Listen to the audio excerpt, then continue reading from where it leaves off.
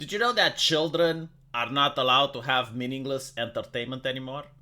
Because the racist Pope, Robin DiAngelo, is going to tell us why Frozen is harmful. I love Robin DiAngelo. She is the only person in the world that can go out in front of a crowd, claim that she is racist, and not get canceled. I want to know how she does it. Like, what does she have that I lack? What does Justin Trudeau have that I lack? Like, Justin Trudeau can wear blackface, and the same magic apply. Like, what do these individuals possess? What is in their genome? Because we're talking about race. What is it that they have that we don't? But anyway, right, let's listen to what she has to say. Challenge is this idea that children are innocent. I mean, certainly born innocent, but... I love this expression. Blah, blah, blah, blah, blah, but. Whenever you hear someone blah, blah, blah, blah, blah, but, it means that the blah, blah, blah, blah, blah doesn't matter. It's actually like they believe quite the opposite. So when she says children are innocent, see, if a child is innocent, he doesn't benefit from her wisdom. He doesn't go to the university. He doesn't have his money taken away to pay for a Robin DiAngelo speech. And as such, that child does not have worth. A worthwhile person is someone that has to pay, to listen, to bathe in the wisdom of DiAngelo. It's kind of how it works. It makes sense now. It makes a lot more better sense than, oh, well, children are guilty of what? Racism. Research shows that by... Research shows. Studies claim. An Oxford professor says. This is the European mythos, right? It's the modern religion. Research shows. And what's interesting, like, you can't actually understand what the researcher says. You need the wisdom of the interpreter, right? Like someone that can commune with the science and then tell you what the research actually shows. Age 3, I mean, certainly born innocent, but research shows that by age 3, as early as age 3, they understand that it's better to be white. See, usually when you hear something so monumentally dumb, you should ask questions and like, well, what does the research actually say? You know, it's like she doesn't give you a citation, she doesn't point to anything. You just have to trust me, bro. Like, she had this in a dream, in a vision. It's like the angel Gabriel came to her in a dream and showed her the research. In reality, I did see the research, and when you look at the research, it's common sense, but the way she interprets, it's completely ridiculous. The research says that children are more comfortable with people that look like their parents. Right? Notice the expression, look like their parents. So it doesn't necessarily mean race. If your parents don't have a beard, and you're 3 years old, and all of a sudden you see a guy with a long-ass beard, that will make you uncomfortable because that person does not look like your parents. Vice versa is true. If the parents have long beards, and then you see someone without a beard, as a child they will feel uncomfortable because it doesn't look like their parents. So any type of deviation, any type of, like if the parent is very tall and all of a sudden they see a person that's smaller, at the age of 3, that is something that will cause anxiety to a child. As the child grows and understands more about the world, that anxiety over time disappears. However, it is an evolutionary trait. It's so that if the child notices a stranger, he starts to cry in order to alert his parents.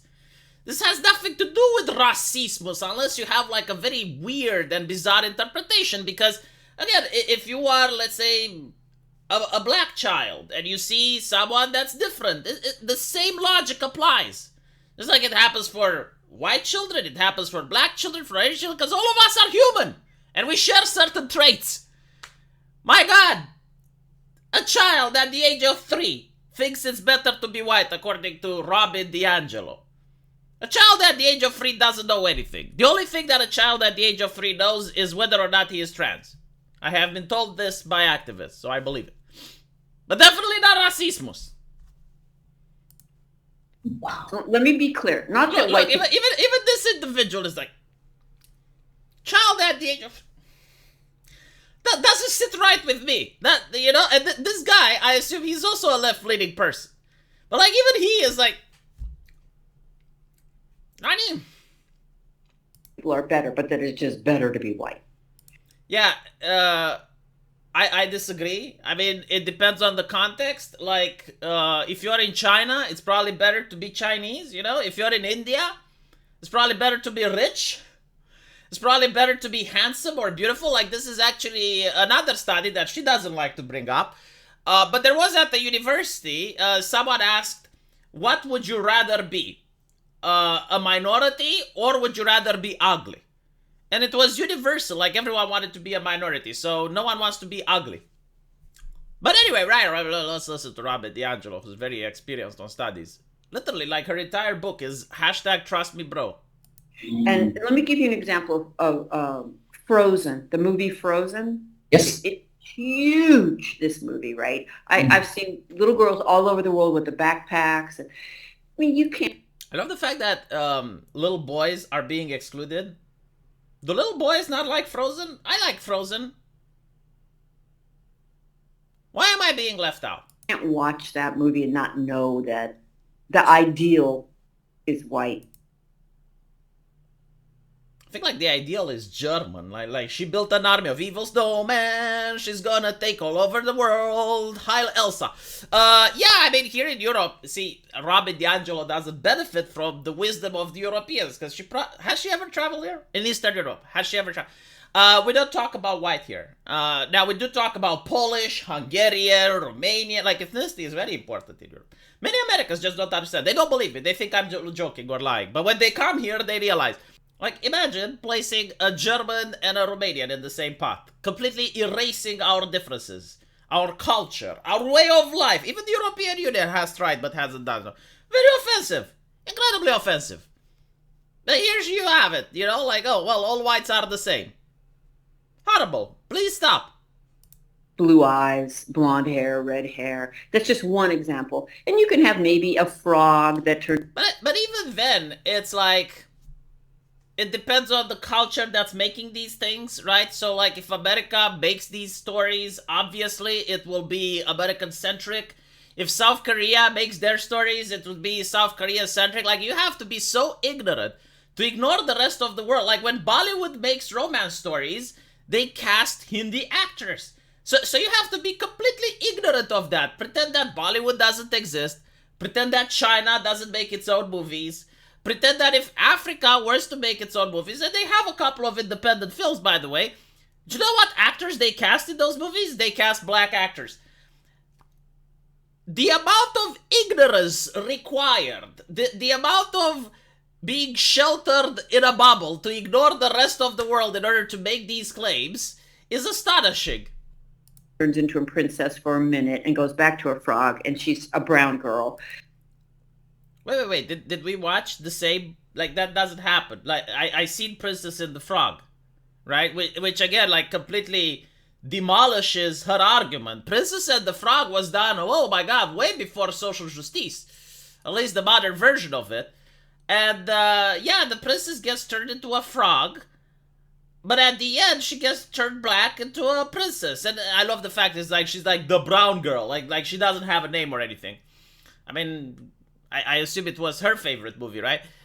But like, she doesn't go back into a frog. Am I remembering the movie correctly? And by the way, like, are we going to ignore all the other princesses that aren't white? Like, are we going to ignore Pocahontas? Are we going to ignore Mulan? Like, for some reason, we're going to ignore all the other ones that don't fit the bill? Fascinating. We're going to be stuck with Frozen, which, by the way, is not even a story about romance, which isn't a generic Disney romance. It subverts your expectations.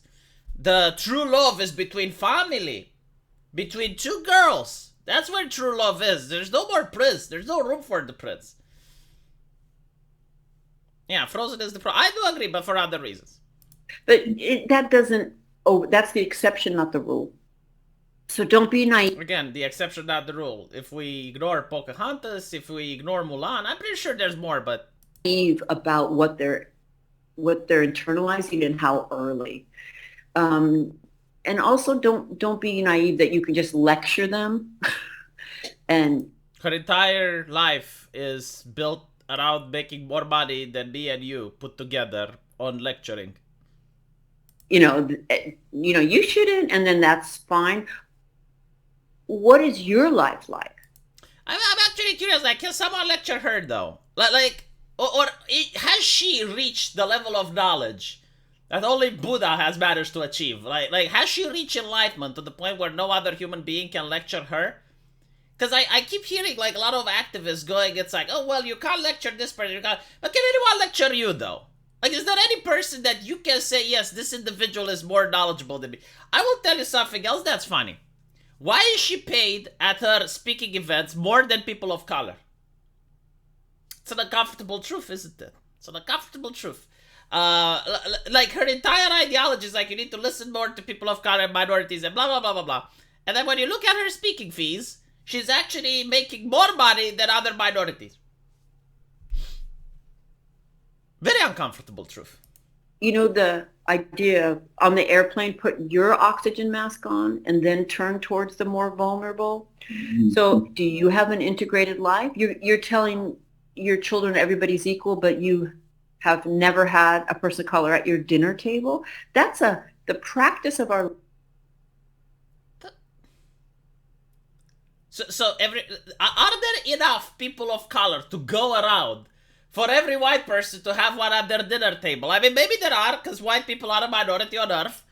But, like, for example, for me in Romania, it would be very difficult. Like, there would be a shortage, a huge demand of minorities. If every single time I sat down at a dinner table, I needed to have a person of color with me, as Robin D'Angelo likes me to have. There aren't any to go around in the territory of Romania. And by the way, like, why is it that white people need to have a person of color? Why can't I be invited? Why can't I be invited to a house filled with, I don't know, Japanese people so that I can have dinner with them, huh? Like, why is it my onus to invite them? Does she have, though, like, dinners with people of color? I'm genuinely curious. I never seen her in public with a person of color, except in a business environment. But, like, maybe she does. Who knows? It's interesting. I find this woman to be fascinating, unironically. This is what would look like if wokeness had the religion. This is how the Pope would be. Like, literally just telling you how to behave, moralizing, lecturing, interpreting the world through the prism of her ideology. Whether or not that makes sense or not, doesn't matter. Casting moral judgment upon people, looking at how she is and thinking that everyone else is like her. Like, it's absolutely beautiful. Like, I love listening to her speeches. I don't know why people get upset when they listen to D'Angelo talk, because I absolutely love it. Anyway, right, let me know what you guys think, and as usual, I will see you in the comment section. Take care.